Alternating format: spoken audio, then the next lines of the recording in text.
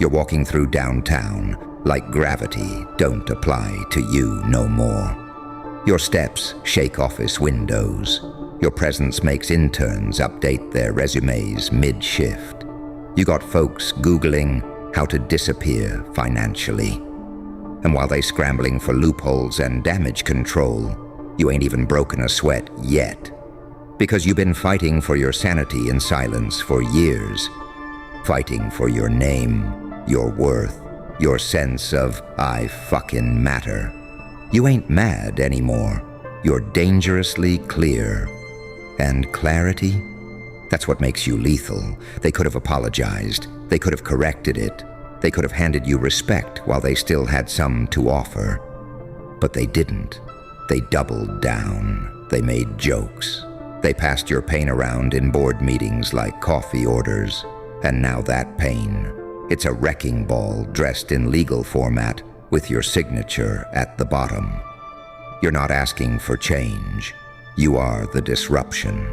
You walk like a power outage with a purpose.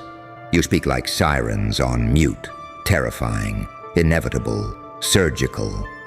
And everything they built on the back of your silence, about to experience a demolition so clean, it's gonna look like modern art. About to experience a demolition so clean, it's gonna look like modern art. And the beauty of it. You don't even need to raise your voice. You let the paperwork scream for you. You let the timestamps bleed. You let the footage roll. You let their signatures betray them in 4K. You don't throw fists. You throw facts with the weight of your entire history behind them. They fed you injustice on a silver platter and expected you to swallow it and say grace. You flipped the table, melted the silver, and forged a blade out of the shame they hoped you'd choke on. And it's slicing through every department that once called you unqualified. Every HR rep who pretended not to see. Every admin who smirked when they said, unfortunately. That unfortunately hitting different now. They're calling meetings behind meetings, trying to contain a hurricane with a post-it note. Your name showing up in memos with bold red headers, your story circulating in back channels like a ghost that suddenly started dragging chains across the floor. They don't even fear the damage, they fear the exposure. Because you ain't just suing for money, you're suing for memory.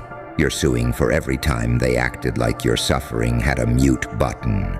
You're suing for every moment they brushed past your humanity to protect their title.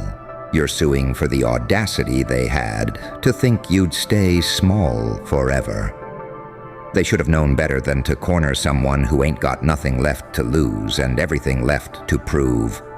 Because you're not seeking revenge. You're demanding repayment in dignity, in public accountability, in long-term discomfort that matches your short-term hell. You got prosecutors panicking like they just found your name written in the smoke above the courthouse. The pressure in your stare making people fumble their water bottles in depositions. Every syllable you speak got weight like back rent.